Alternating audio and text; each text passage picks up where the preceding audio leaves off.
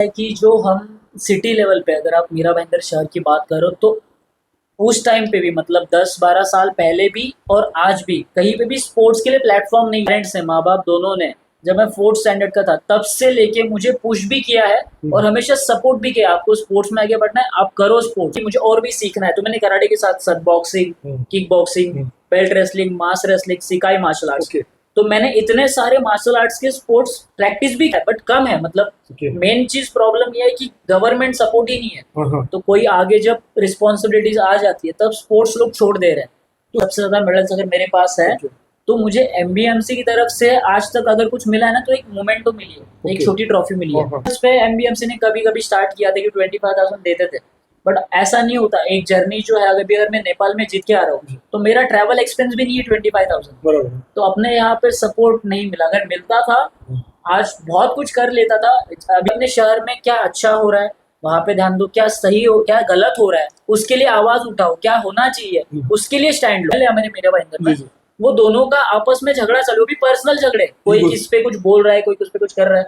तो आप अगर आप पर्सनल झगड़े में उलझे रहोगे तो ये शहर की जो प्रॉब्लम्स है वो कैसे सॉल्व हो सकते हैं। मन काम करने का रहता ना तो ये लोग झगड़ा करते थे बट किस चीज के लिए करते थे कि ये रोड है वो प्रॉब्लम है लोगों के लिए उसके लिए करते थे, यहाँ पे इतना कचरा क्यों है उसके लिए करते थे, ऐसे टॉपिक्स पे। नमस्कार दोस्तों, आप देख रहे हैं आपका शहर। हम आपके लिए कुछ ऐसे हीरोज को भी सामने लाते हैं जो अनसीन है, उनके पीछे क्या कहानी है उनको आपके सामने लाना चाहते हैं। आज ही ऐसे ही एक प्रतिभाशाली युवा हमारे साथ मौजूद है, शहर के मार्शल आर्ट चैंपियन करण पवार। नमस्कार सर, आपका स्वागत है हमारे स्टूडियो में। करण, आप ये जो मार्शल आर्ट्स में अपने आप को किए, तो ये मार्शल आर्ट्स का आइडिया आपको क्या बचपन से था, शौक कब से था? जी, मैं जब फोर्थ स्टैंडर्ड में था तब हमारे स्कूल में मार्शल आर्ट्स के टीचर आए थे। तो उन्होंने हमारे स्कूल में मार्शल आर्ट सिखाना शुरू किया। और एक रहता है कि वो टाइम पे हमें समझ में नहीं आता कि हमें क्या करना है क्या नहीं, तो उन्होंने स्पोर्ट्स जैसे मार्शल आर्ट्स की शुरुआत की। धीरे धीरे वो चीज अच्छी लगने लगी, एक लाइफस्टाइल में आ गई। और उसी के साथ साथ आज लगभग 16 से ज्यादा साल हो चुके हैं मैं मार्शल आर्ट्स ट्रेनिंग करता हूँ, प्रैक्टिसेस कर रहा हूँ। उसके अलावा मैंने कई सारे नेशनल्स और इंटरनेशनल चैंपियनशिप जीते हैं मार्शल आर्ट्स। ये आपकी शुरुआत कहाँ से हुई? स्कूल टाइम में हुई थी बेसिकली। स्कूल में जैसे ही वो टीचर है उन्होंने बताया कि मार्शल आर्ट सिखा रहे हैं, किसको इंटरेस्ट है वो आ जाए। तो हम 2-4 दोस्त ऐसे ही आगे गए, फिर जाके समझा कि ये बहुत अच्छा स्पोर्ट्स है, आपकी लाइफस्टाइल बदल रहा है, आपको बहुत कुछ अच्छी चीजें सिखा रहा है। तो स्कूल में वो शुरुआत हुई थी और अभी तक उसका सफर अच्छा। मेरा भाईंदर एक छोटा शहर है, एक छोटे से शहर से लेकर इंटरनेशनल लेवल तक अपने आप को स्थापित करना ये काफी मुश्किल काम होता है। यहाँ तक आने में आपको किन दिक्कतों का सामना करना पड़ा और अपने आप को उसमें कैसे निकाला? सबसे पहले प्रॉब्लम ऐसा है कि जो हम सिटी लेवल पे अगर आप मीरा भाईंदर शहर की बात करो तो उस टाइम पे भी मतलब 10-12 साल पहले भी और आज भी कहीं पे भी स्पोर्ट्स के लिए प्लेटफॉर्म नहीं है। तो सबसे पहले खुद की ट्रेनिंग करो। गवर्नमेंट के स्पोर्ट्स के सेंटर्स ही नहीं है, जो प्राइवेट है वही। अब खुद की ट्रेनिंग करना, उसके अलावा स्टडीज और बाकी चीजों पे ध्यान देना, और ऐसे कई सारे प्रॉब्लम्स आते रहता है। बट एक पैशन जो रहता है तो वो पैशन हमें यहाँ तक लेके गया। तो पैशन के दौरान कभी आप हताश हुए, कभी आपको ऐसा लगा कि मैं छोड़ दूं, मैं दूसरा कुछ करूं? स्पोर्ट्स में या आप लाइफ में कोई भी फील्ड में बोलो, ऐसा होता है कि कभी कभी लगता है गिव अप कर दूं, छोड़ दूं, बहुत नहीं हो रहा है ये चीज, मतलब अचीव नहीं हो रही है या चीज ये नहीं हो रहा है। ऐसा हर एक के लाइफ में होता है, मेरे लाइफ में भी बहुत बार हुआ था। जैसे कि स्पोर्ट्स में इंजरीज होती है, तो शोल्डर इंजरी हुई, लेग इंजरी हुई, तो वो टाइम पे ऐसा लगा था कि स्पोर्ट्स छोड़ दूं। बट नहीं, वापस ऐसा है कि नहीं, स्पोर्ट्स में कुछ सपना देखा है तो वो पूरा करना है। तो आपको संभाला कि नहीं? आपके समाज जो अपने आप को अपने उसमें झोंक दिया, तो उसके बीच में आपको हौसला कौन बढ़ाता था? हमारे कोचेस है, हमारे फ्रेंड्स थे, तो वो हमेशा मोटिवेट ही करते थे कि आपने अगर सपना देखा है तो उसके लिए देखो, अप्स एंड डाउन स्पोर्ट्स में आते, लाइफ में आते हैं। बट मेन मैं पार्ट में बोलूंगा मेरे जो कोच थे उन्होंने ज्यादा सपोर्ट दिया वो टाइम पे कि आप आगे बढ़ो, आप अच्छा कर रहे हो। आपके माँ बाप का क्या इसमें? मेरे पेरेंट्स काफी मतलब बचपन से इतने सपोर्टिव रहे। अभी मोस्ट प्रोबेबली कैसा होता है, पेरेंट्स जो होता है ना वो बच्चों को पीछे खींचते हैं, सिर्फ पढ़ाई करो बाकी कुछ मत करो। मेरे पेरेंट्स ने, माँ बाप दोनों ने जब मैं फोर्थ स्टैंडर्ड का था तब से लेके मुझे पुश भी किया है और हमेशा सपोर्ट भी किया, आपको स्पोर्ट्स में आगे बढ़ना है आप करो स्पोर्ट्स। और उनका बहुत बड़ा योगदान है, मैं कहूँगा सबसे बड़ा मेरे माँ बाप का ही योगदान है जो मैं स्पोर्ट्स में इतने बड़े लेवल अचीव कर चुका हूँ। तो ये आप अपने माँ बाप को श्रेय तो देते हैं, लेकिन इसके पीछे आपकी अपनी मेहनत रही। राइट। मेहनत को अपनी मेहनत करके आपने अपने आपके आपके नाम पे इंटरनेशनल गोल्ड मेडल का अवार्ड है, आपके मराठा भूषण का अवार्ड है, राष्ट्रीय प्रतिष्ठा पुरस्कार है, इंटरनेशनल बुक ऑफ रिकॉर्ड्स है आपके नाम पे। इनमें जितने आपने रिकॉर्ड अचीव किए, उसमें ऐसा कोई मोमेंट रहा हो जो आपको एकदम अभी तक याद रहा हो? कई सारे मोमेंट्स है, जैसे कि एक नेपाल में मैं कंपटीशन में गया था और वहाँ पे ऐसा रहता है कि इंटरनेशनल एशियन चैंपियनशिप्स थे, तो नेपाल का सबसे बेस्ट एथलीट वहाँ पे आया हूँ, मैं भी वहाँ पे हूँ, वो भी 10-15 साल से प्रैक्टिस कर रहे हैं, मैं भी। तो वो टाइम पे थोड़ा रहता है कि टफ कंपटीशन है, बट प्रेशर था वो टाइम पे, था कि पहली एशियन चैंपियनशिप थी, जीतना है। और कैसे बोलते हैं ना, अपनी मेहनत रंग लाई, और वहाँ पे बहुत अच्छा परफॉर्मेंस, मतलब दोनों कॉम्पिटिशन्स अच्छे थे, अपोनेंट में दोनों अच्छा था, बट उसमें मैंने इतना 100% दिया कि मैं लीड से जीत गया, मतलब 5-0 से मैं वो कंपटीशन जीत गया, बल्कि वो कॉम्पिटिटर एकदम एक लेवल का था। तो वो एक मोमेंट था कि काफी अच्छा वहाँ पे मेरा परफॉर्मेंस रहा, तो वो आज लाइफ टाइम याद रहेगा। That was the memorable. हाँ, मेमोरेबल वो मोमेंट है, क्योंकि इतने बड़े लेवल पे आप जाके आपका कॉम्पिटिटर भी अच्छा हो, कि आप अगर वन साइड जीतते हो तो वो काफी अच्छी चीज है। इंडिया से नेपाल, हाँ, इस दौरान जो आपने कंपटीशन लेने के लिए पार्टिसिपेट वहाँ पे किया अपने आप को, उसमें जाने में आपको कैसा एक्साइटमेंट था? एक्साइटमेंट बिल्कुल था, क्योंकि देखो, चाहे इंडिया के बाजू में हो, बट है तो दूसरा देश है, और वहाँ पे बहुत अलग अलग लेवल पे, मतलब बहुत सारे कंट्रीज आए थे वहाँ पे पार्टिसिपेट करने के लिए। एक्साइटमेंट इतना ज्यादा था कि आप प्रैक्टिस इतने सालों की, देखो 12 साल प्रैक्टिस करने के बाद अगर आपको एक अपॉर्चुनिटी मिल रही है, जी, दो चीज है कि आप ट्रैवल घूमेंगे, नई जगह देखोगे, और दूसरी चीज कि आप इतने बड़े लेवल पे कॉम्पीट करोगे, तो वो बहुत सारी ऐसी चीजें थी। ये रिकॉर्ड पे रिकॉर्ड जो आप बनाते गए या बनते गए, हाँ, उसकी आइडियाज आप कहाँ से मिलते हैं? अभी कैसा हो गया कि मोस्टली कैसा होता है कि जो एथलीट्स होते हैं, स्पोर्ट्स पर्सन होते हैं, कोई भी एक स्पोर्ट खेलते हैं, तो एक स्पोर्ट में ना, अगर समझो मैं सिर्फ कराटे खेल रहा हूँ, तो कराटे में एक पूरे साल में 3 से 4 ही कॉम्पिटिशन्स होते हैं, जो डिस्ट्रिक्ट, स्टेट, नेशनल्स, इंटरनेशनल्स होते हैं, एक साल में 3 से 4। तो मुझे पता नहीं, ऐसा था कि मुझे और भी सीखना है, तो मैंने कराटे के साथ साथ boxing, kick boxing, belt wrestling, mass wrestling, सिकाई मार्शल आर्ट्स, तो मैंने इतने सारे मार्शल आर्ट्स के स्पोर्ट्स प्रैक्टिस भी किए और वो कॉम्पिटिशन्स भी खेले। इसके लिए एज कम्पेयर टू अदर पूरे इंडिया के जो एथलीट्स है, वो जिनको इंडिया के जो एथलीट्स है उनको अगर साल में 4 से 5 मेडल्स मिलते हैं एक स्पोर्ट्स में, तो मैंने स्पोर्ट्स ही ऐसे 10 खेले। तो जहाँ पे एक एथलीट को 5 मेडल साल में मिलेंगे, वहां पे मुझे कम से कम 20-25 मेडल्स मिले। तो इसकी वजह से सबसे यंगेस्ट, मतलब पूरे इंडिया में इंटरनेशनल बुक ऑफ रिकॉर्ड में मेरा नाम आया एट द एज ऑफ 24। जब मैं 24 साल का था, तब मेरा नाम इंटरनेशनल बुक में रिकॉर्ड में आता है कि आपके पास सबसे ज्यादा मेडल्स है। उसका रीजन ये है कि कराटे के साथ साथ मैंने 8 से 10 स्पोर्ट्स ये आपको कोई अपने कोचेस गाइडलाइन करते थे कि अब यहाँ स्पोर्ट्स होने वाला है, यहाँ कंपटीशन होने वाला है? हाँ, कोचेस रहते हैं, एसोसिएशंस रहते हैं, तो फेडरेशंस रहते हैं, तो इनके ऐसे रहते हैं कि बाबा आपके अच्छे एथलीट्स हैं, आप ट्रायल खेलो, ट्रायल लेते हैं, डिस्ट्रिक्ट जीतते तो हम लोग डिवीजन खेलते हैं, डिवीजन खेलने के बाद हम लोग स्टेट्स खेलते हैं, स्टेट्स खेलने के बाद हम लोग नेशनल्स खेलते हैं। तो ऐसे मार्गदर्शन और गाइडेंस हर एक जनता रहता है। किस फेडरेशन से जुड़े हुए आप? मैं, जैसे मैंने आपको बोला कि टैंगसूडो कोरियन कराटे, ये मेरा बेस है, तो ये एक कोरियन मार्शल आर्ट्स है, जो कोरिया का मार्शल आर्ट्स है। धीरे धीरे वो बहुत सारे कंट्रीज में खेलना चालू हुआ, जैसे इंडिया में आया, इंडिया में हम जैसे एथलीट्स रेडी हुए हैं, तो ये हम लोग टैंगसूडो कोरियन कराटे। आज के तारीख में यहाँ पे कितने ऐसे कोचेस होंगे जो आप, जैसे आपको उन्होंने सिखाया, इस टाइप के कितने सेंटर्स होंगे मीरा भाईंदर में? मीरा भाईंदर में लगभग 3 से 4 सेंटर्स ऐसे होने चाहिए। अभी वो चालू है कि नहीं वो नहीं पता, बट कम है। मतलब मेन चीज प्रॉब्लम ये है कि गवर्नमेंट सपोर्ट ही नहीं है, तो कोई आगे जब रिस्पॉन्सिबिलिटीज आ जाती है तब स्पोर्ट्स लोग छोड़ दे रहे हैं। तो क्या आपने अपने स्पोर्ट्स को लेकर के कभी यहाँ के प्रशासन से अपील की? बहुत ट्राई किया, तो उसमें क्या आपको मिला? कुछ भी रिस्पॉन्स नहीं। मतलब मैंने, अगर मेरे पास जितने मेडल्स है, अगर आप देखोगे कि पूरे इंडिया में सबसे ज्यादा मेडल्स अगर मेरे पास है, तो मुझे एमबीएमसी की तरफ से आज तक अगर कुछ मिला है ना, तो एक मोमेंट तो मिली है, एक छोटी ट्रॉफी मिली है, और एक नेशनल्स पे एमबीएमसी ने कभी कभी स्टार्ट किया था कि 25,000 देते थे, बट ऐसा नहीं होता। एक जर्नी जो है, अगर मैं नेपाल में जीत के आ रहा हूँ, तो मेरा ट्रैवल एक्सपेंस भी नहीं है 25,000, तो अपने यहाँ पे सपोर्ट नहीं मिला। अगर मिलता था आज बहुत कुछ कर लेता था, अभी किया वो भी अच्छा ही है, बट सपोर्ट नहीं बोल सकते गवर्नमेंट का। ये आप एक एथलीट ही नहीं, आप कोच भी हो, पब्लिक स्पीकर भी हो, है ना? आप अपने इस कोर्स को लेकर के या जो आप रोल अदा करते हो समाज को लेकर के, उसको लेकर के समाज को क्या संदेश, युवाओं को जो मोस्टली यंग जनरेशन जो आपको फॉलो करती है, उनको क्या संदेश देना चाहते हैं? सोशली देखो, अगर बोला जाए ना तो कैसा होता है कि हमारे, जैसे मैं बोलता हूँ कि अगर मेरा देश है, मेरे देश के लिए मैं खेल रहा हूँ, जैसे स्पोर्ट्स में, वैसे अगर मेरा शहर है तो मेरी शहर की, मेरी भी खुद की, हर एक इंडिविजुअल की, युवाओं की जिम्मेदारी है कि अपने शहर में क्या अच्छा हो रहा है वहां पे ध्यान दो, क्या सही हो, क्या गलत हो रहा है उसके लिए आवाज उठाओ, क्या होना चाहिए उसके लिए स्टैंड लो।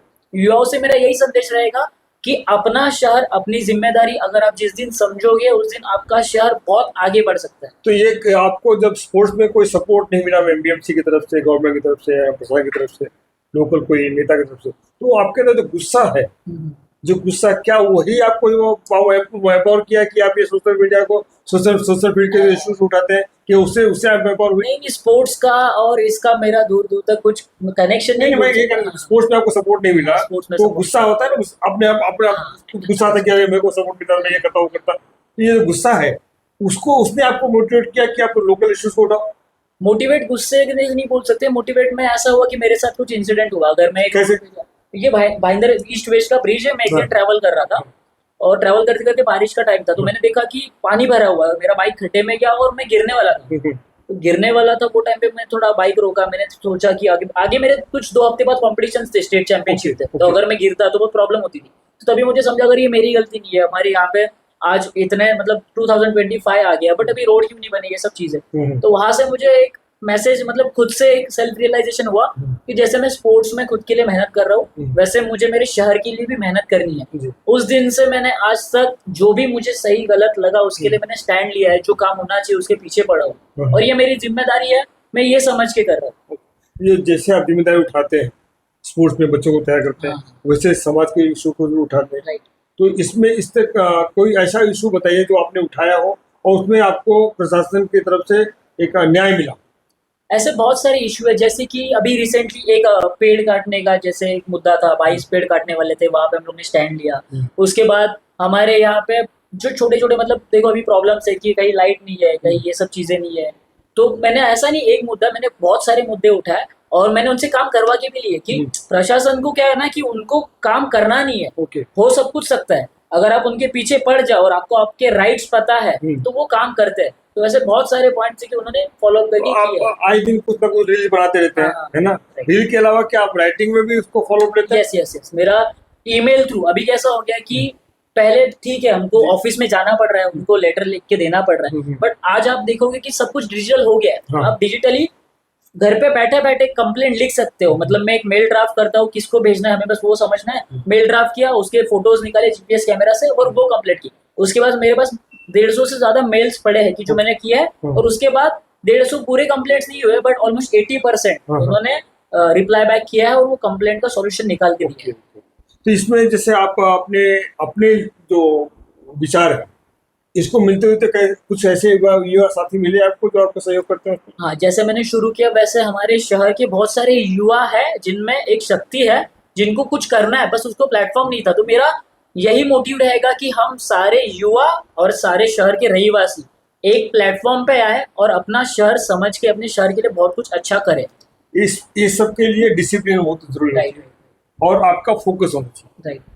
तो ये डिसिप्लिन के साथ साथ फोकस, ये कैसे लोग मेंटेन करें, ये आप इसके बारे में क्या संदेश देंगे? जी, डिसिप्लिन एक ऐसी चीज है ना कि देखो जैसे मैंने एक स्पोर्ट्स को 12 से 13 साल दिए, आप रेगुलरली वही काम करते जाओ, एक टाइम के बाद आपका काम इतना अच्छा हो जाएगा कि फोकस करने की जरूरत नहीं पड़ती। आप अगर मैं कुछ नया कर रहा हूँ ना तो मुझे शुरुआत में ऐसा लगेगा कि फोकस नहीं हो रहा है, मेरा माइंड यहाँ वहाँ पे डाइवर्ट हो रहा है, बट आप एक ही काम अगर कुछ महीने कुछ साल कंटिन्यूअसली करो तो एक टाइम के बाद वो फोकस की जरूरत नहीं पड़ती, अपने आप आपका फोकस पूरा कंसंट्रेशन लेवल, फोकस लेवल एक वो काम पे आ जाता है। तो करण, आपका सफर जो है वाकई लोगों को प्रेरणा देता है, लोग उसको फॉलो कर सकते हैं। आपने ये साबित कर दिया कि आप में जुनून है, आप में लगन है। अगर ये दोनों चीज है तो मकाम कोई ऐसा नहीं है जो दूर है ना। हमारी तरफ से आपको शुभकामनाएं। उम्मीद है आप भारत की धरती को एक कुछ नया आयाम तक ले जाएंगे, अपना नाम रोशन करेंगे, भारत का नाम रोशन करेंगे। आपने कई सोशल इश्यूज को उठाए, इसमें आपसे कौन कौन से सब्जेक्ट आपको लगता है जो खटक रहा है, शहर के विकास के नाम पे शहर को सामने क्लोज दिया गया, लेकिन वो लोगों के हित में खड़ा नहीं हो पाया। कैसे विषय? तो हमारे बाजू में ही बाला साहेब ठाकरे कला दालन, अब इतना बड़ा कला दालन बांधा है पब्लिक के लिए, बट वो क्या हुआ, इलेक्शन के 2 महीने पहले उन्होंने ओपनिंग की, 2 महीना चालू रखा, इलेक्शन खत्म हो गया, इलेक्शन के बाद खत्म होने से वो अभी तक कला दालन बंद है। तो इसमें इतने सीआर में अगर पब्लिक का ही फंड जा रहा है और वो आप बंद ही रखना है। भाईंदर वेस्ट में स्पोर्ट्स कॉम्प्लेक्स चालू किया, बराबर। ओपनिंग किया, वो लोग ओपनिंग इतना बड़े लेवल पे करते और उसके बाद वो स्पोर्ट्स कॉम्प्लेक्स बंद है, भाईंदर ईस्ट का स्पोर्ट्स कॉम्प्लेक्स बंद है। बराबर। ऐसे कई सारी चीजें, पोस्ट ऑफिस अपने यहाँ पे अगर 15-20 लाख लोग हैं, जी, जी। 2 पोस्ट ऑफिस चालू रखे, ऐसे बहुत सारे इश्यूज है जो अगर अथॉरिटी मतलब आपके पास वो काम है, आपको काम रिस्पॉन्सिबिलिटी अगर आप लोगे तो आप करते हो, बट ये लोग रिस्पॉन्सिबिलिटी नहीं लेना चाहते। अभी फ्यूचर में अभी 1 महीने 1.5 महीने बाद में बरसात खूब आएगी, बारिश आएगी, फिर पानी भरेगा, उसके लिए तो ये कला दालान और स्पोर्ट्स कॉम्प्लेक्स, पोस्ट ऑफिस, हाँ। जो नीड्स है लोगों की, आप वही नीड कर पा रहे हो फुलफिल। आपस में ये लोग क्लैशेस कर रहे हैं, कितने टाइम से मैं ये लोग का दोनों का जो 2 MLA हमारे मेरे भाईंदर में, जी, जी। वो दोनों का आपस में झगड़ा चालू, भी पर्सनल झगड़े, कोई बिल्कुल। किस पे कुछ बोल रहा है, कोई कुछ पे कुछ कर रहा है।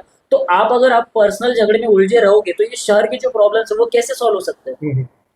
सीमेंट कंक्रीट रोड है, उसके ऊपर भी आपने एक मसला उठाया था। कंक्रीट रोड बना रहे वो लोग, फिर बाद में वो लोग वही रोड तोड़ रहे, 1 साल भी नहीं टिकने दे रहे। वो जो सीसी रोड है वो 10-10 साल का, वो लोग का ये रहता है कि रोड रिपेयर नहीं होगा, अच्छा बना रहेगा, बट ये लोग से अभी बारिश आएगी ना रोड बन पा रहे हैं, ना नाले साफ सफाई हो रही है, ना कुछ हो रहा है। अब नगर सेवक का इलेक्शन होके गया, नगर सेवक देख ही नहीं रहे, इलेक्शन के पहले सब लोग बड़े बड़े रैली में हजारों की संख्या में दिख रहे थे, आज एक नगर सेवक रास्ते भी नहीं दिख रहा है। ये आपस में MLA के झगड़े के चक्कर में नगर सेवक वहाँ पुलिस स्टेशन में जाके बैठे थे। अपने शहर को बहुत खराब बोलते ना, बहुत ऐसी अच्छी चीजें हो सकती है, ये लोग आप ये काम तो करना चाहे, बिल्कुल, लेकिन मन उनका काम करने का है, ये दिखता है या नहीं दिखता? अगर मन काम करने का रहता ना तो ये लोग झगड़ा करते थे, बट किस चीज के लिए करते थे कि ये अगर यहाँ पे ये प्रॉब्लम है, यहाँ पे अगर इतना बड़ा रोड है वो प्रॉब्लम है लोगों के लिए, उसके लिए करते थे, यहाँ पे इतना कचरा किए उसके लिए करते थे। ऐसे टॉपिक्स पे झगड़ा करो आप, उनका कोई भी सोशल मीडिया पे आज वो सब लोग पोस्ट करें, मैंने ये ओपनिंग किया, वो ओपनिंग किया, तो आप सोशल मीडिया पे ये भी पोस्ट करो कि आप कौन से काम के पीछे पड़े हो, क्योंकि काम तो लोगों के सामने है, प्रॉब्लम्स उस पर आप चर्चा नहीं कर रहे हो ना झगड़ा कर रहे हो। तो मुझे नहीं लगता कि इनका पूरा मन है कि काम करना है, काम मन होता तो आज तक हमारा शहर जो है ना बहुत आगे चला गया होता था। मीरा भाईंदर शहर है, ये लगातार डेवलप हो रहा है, पब्लिक यहाँ के जो पॉपुलेशन है वो इंक्रीज हो रही है, उसके मुताबिक क्या यहाँ सारी सुविधाएं हैं? नहीं, देखो नो डाउट डेवलपमेंट हो रहा है, और देखो क्रेडिट नहीं दे सकते क्योंकि उनकी जगह कोई भी होता तो वो वही करता, मेट्रो लाता, रोड बनाता, ब्रिज लाता, डेवलपमेंट हो रहा है उसमें हम लोग कुछ बोल नहीं सकते। बट डेवलपमेंट के साथ साथ जो बेसिक प्रॉब्लम जो होते हैं, क्या वो उन पे ध्यान दे रहे तो नहीं दे रहे, और पब्लिक बढ़ रही है, बहुत सारी चीजें अच्छी भी हो रही है, बट जो और भी हो सकता है। मेरा बस इतना कहना है कि पॉजिटिव साइड भी है, बट आप ये नेगेटिव साइड क्यों आने दे रहे हो, क्योंकि पर्सनल क्लैशेस, आपस में झगड़े, इसकी वजह से वो प्रॉब्लम्स उठ के नहीं आ रहे, सॉल्व नहीं हो रहे। आपको ये खाली इतनी बात है कि आपका सबसे बड़ा सपना क्या है? मेरा सपना अगर कुछ है सबसे बड़ा, तो मुझे ना अपने इंडिया में, स्पेशली अपने मैं सिटी से शुरू करूंगा, मुझे अपने शहर में और अपने देश में ओलंपिक सेंटर्स बनाने। मैं एक स्पोर्ट्स पर्सन, एथलीट हूँ ना, तो मेरा सपना वो है कि मुझे ओलंपिक के एथलीट्स रेडी करने हैं, क्योंकि हमारे इंडिया में बहुत ज्यादा पोटेंशियल है, बहुत अच्छे एथलीट्स है, बट उनको प्लेटफॉर्म नहीं है, डायरेक्शन नहीं है, सेंटर्स नहीं है, कोचिंग नहीं है। तो मेरा सपना वो है कि बहुत अच्छा एक ओलंपिक सेंटर बना और यहाँ से ओलंपिक हमारे इंडिया में वर्ल्ड में नंबर 1 जाए, इंडिया जो है ना वो वर्ल्ड में नंबर 1 जाए। और उसके साथ साथ जैसे मैंने सोशल भी बोला, तो मुझे ऐसा करना है कि अपना शहर, अपना राष्ट्र बहुत अच्छा बन सकता है, उसके लिए जितना एफर्ट डालने पड़े, जो करना पड़े, मैं उसके लिए भी रेडी हूँ। तो कोई स्टेप्स हैं जो आपने डिसाइड किया रखे? ओलंपिक जो मेरा ये तो लास्ट सपना हो गया, उसको हासिल करने के लिए क्या? हाँ, जैसे कि मैंने आपको बताया कि मेरा जो फर्स्ट गोल है, जैसे ओलंपिक सेंटर रेडी करना है, तो मैंने अभी मेरा में कोचिंग क्लासेस शुरू की है। मैं बच्चों को, छोटे बच्चों से लेके बड़ों तक, अभी से उनको मैं कोचिंग दे रहा हूँ कि आपको क्या प्रैक्टिस करनी है, आपको कौन से कॉम्पिटिशन खेलने हैं, आपको कैसे आगे बढ़ना है। तो मैं स्पोर्ट्स के लिए वो करते ही जा रहा हूँ और वो आगे मैं बढ़ाने वाला हूँ। ये किसी स्कूल से जुड़े हुए हैं?